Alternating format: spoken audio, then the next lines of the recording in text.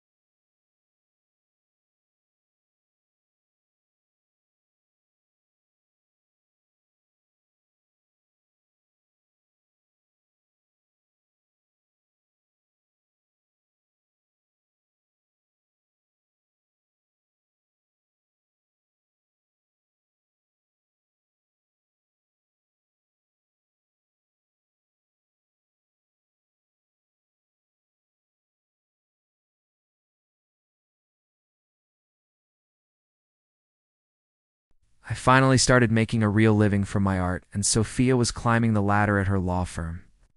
We were a team, a power couple.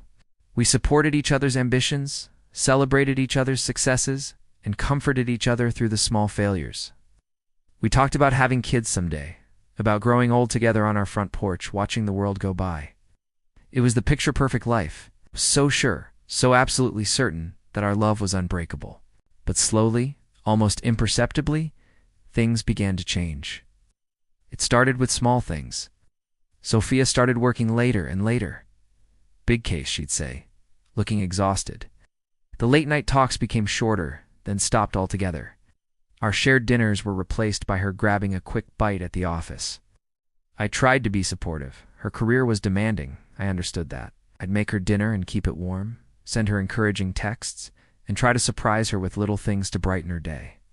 But I started to feel a distance growing between us, a coldness that hadn't been there before. It was like a subtle static on a perfectly clear radio station, barely noticeable at first, but slowly growing louder until it was all you could hear. She became more secretive with her phone, always keeping it face down, quickly closing apps when I walked into the room. When I'd ask who she was texting, she'd get defensive.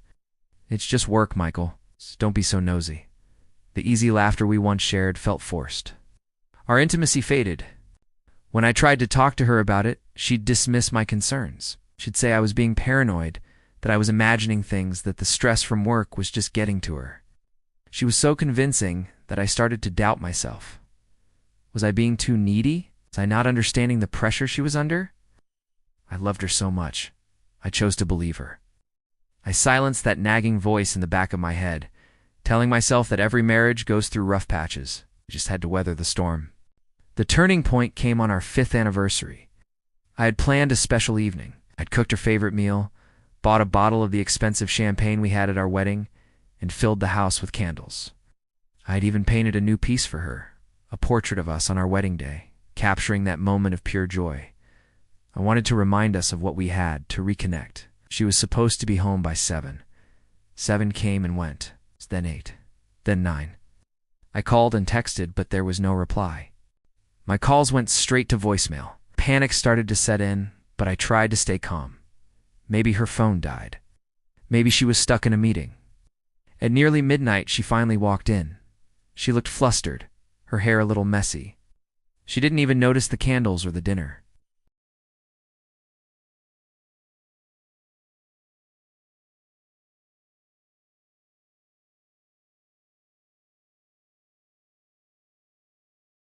The anniversary card I'd left on her pillow was untouched. The hurt was a physical ache in my chest. I wanted to scream, to demand the truth, but I just nodded. The fight had gone out of me. That night, for the first time, we slept with our backs to each other in a silence that was deafening. The beautiful world we had built was starting to feel like a house of cards, trembling on the verge of collapse. A few days later, the truth came out, and it shattered my world in a way I could never have imagined. A friend of mine, someone I trusted, called me. He sounded hesitant, pained. He said he'd seen something he thought I should know. He'd seen Sophia. He saw her leaving a hotel downtown, not with a client, but with one of her senior partners at the firm. They weren't just leaving. He saw them kiss, a long, lingering kiss that was anything but professional. The world tilted on its axis. Every word she had ever said, every promise she had ever made, flashed through my mind, now tainted with deceit. The late nights at work, the defensive attitude, the distance. It all clicked into place with sickening clarity. I confronted her that evening. I didn't yell. I was eerily calm. I just asked her, "Who is he, Sophia?" The color drained from her face. For a moment, she tried to deny it, to spin another lie, but the look in my eyes told her it was over. She finally broke down and confessed everything. It had been going on for 6 months. 6 months of lies, of betrayal. She cried and said she was sorry, that it was a mistake, that she was confused and lost. But her tears couldn't wash away the images now seared into my brain. The woman I had given my heart to, the woman I had built my life around, had given it to someone else while I was at home waiting for her. The pain was indescribable. It felt like a physical wound, a hollow emptiness where my heart used to be. Every shared memory was now poisoned. The home we built felt like a prison of lies. Looking at her, I didn't see the woman I loved anymore. I saw a stranger. I packed a bag that night and left. I couldn't breathe in that house anymore. The portrait I painted for our anniversary, the one meant to celebrate our love, I left it turned against the wall. I couldn't bear to look at it. The weeks that followed were a blur of grief and anger. Divorce proceedings started, and it was cold and clinical. We communicated only through lawyers. The love that once felt so epic was reduced to paperwork and legal jargon.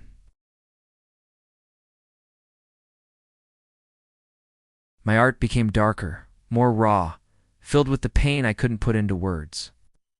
It was the only way I could process the betrayal.